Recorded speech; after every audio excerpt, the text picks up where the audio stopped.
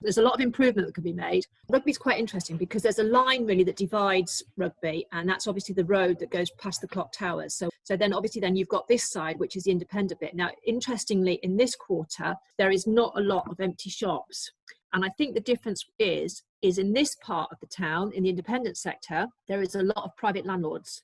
So they are very proactive to get tenants in, whereas the other side of the town is owned by a lot of pensions and investment companies that are not proactive. They need to look at the parking. When was the last time you ever paid for parking in a out of town shopping centre? You don't do that, and yet they charge it in the town.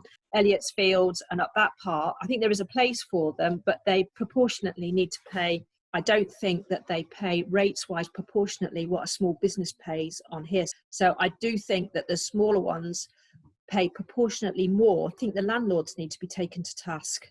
Smaller businesses wanting to go into them can't afford those rates.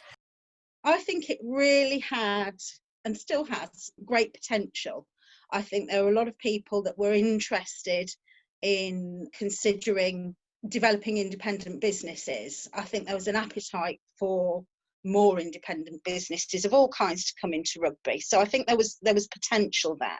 Empty shops in the town, I think the challenge with that, it really ultimately comes down to the rent on a lot of the shops in Rugby. When we looked around to find premises for Rugby Unwrapped, it was really challenging to find somewhere that was affordable for a startup business. A lot of the shops that we originally lost were the bigger names that perhaps did move out of town to the bigger shopping centres where the parking is free and so on. So I wouldn't necessarily say that Rugby's any different. I just think it's sad. It doesn't give a town a bad name as such. It just makes you feel sad and perhaps less likely to visit when there's less to see, and that would be the same of anywhere.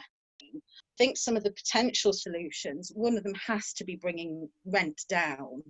I just think it is a huge problem that can't be solved overnight. It's a combination work that needs to be done for the government, the central government, as well as local authority being given more powers to work with the landlords that own the properties, because ultimately it's the rent, the main part of the problem, really.